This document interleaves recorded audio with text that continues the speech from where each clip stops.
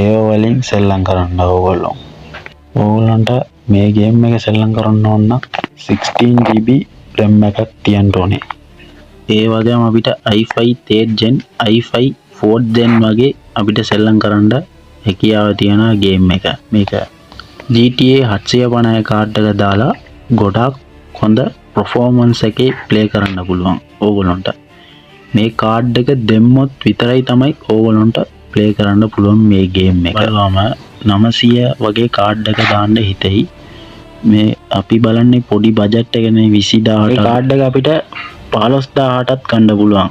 අඩු බජට් එකක් නේ මේ ඊළඟ එකේ තියෙන ගේම් එක තමයි නම වෙන්නේ Cyberpunk කියන ගේම් එක.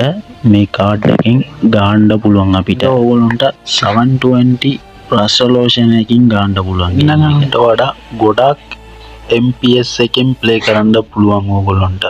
ඉතින් ළමයිනේ අනිත් ගේම් එක තමයි Fortnite කියන ගේම් එක. හැබැයි මේක නම් ළමයිනේ ඔන්ලයින් ගේම් එකක්. මේක ඕගොල්ලන්ට Fortnite ගේම් එක play කරන්න ඕන නම් ඔන්න chance එක ඕගොල්ලන්ට 2GB 750 කාඩ් එක මේ ගේම් එක සෙල්ලම් කරන්න පුළුවන්. කොටු මොනිටර් එකක් නැත්නම් white screen මොනිටර් එකේ සෙල්ලම් කරන්න. මේක 1GB හරි 2GB හරි ප්‍රශ්නයක් නැතුව ඕගොල්ලන්ට play කරන්න පුළුවන්. ඉතින්නේ Spider-Man Miles Morales කියන ගේම් එක.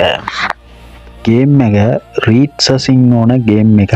මගේ කටේ හොඳට එන්නෙත් නෑ වචනේ. මේ ගේම් එක ගහන්න ඕන නම් ලොකු graphics card movement එකක් ඕනේ මේකට. සාමාන්‍යයෙන් අපි ගහන්න ඕන නම් 1008 6GB යක් ඕනේ මේ ගේම් එක ගහන්න ඕන. ඕගොල්ලන්ට මේක 750 කාඩ් එකකින් ගහන්න පුළුවන් low දාලා. graphics ඕනේ නම් ඒක ඒ විදිහට ගහන්න පුළුවන් ගේම් එක. ඊළඟ ගේම් එක තමයි Plague Require ගේම් එක කියන්නේ. ගේම් එක කියන්න ඕනේ නම්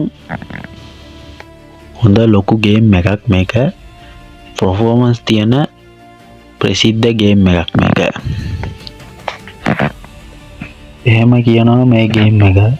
මේක ඕගොල්ලන්ට optimize කරගන්න පුළුවන් drive update support කරන කාඩ් එක නම් මේ ගේම් එක කිසිම බයක් නැතුව play කරන්න පුළුවන්.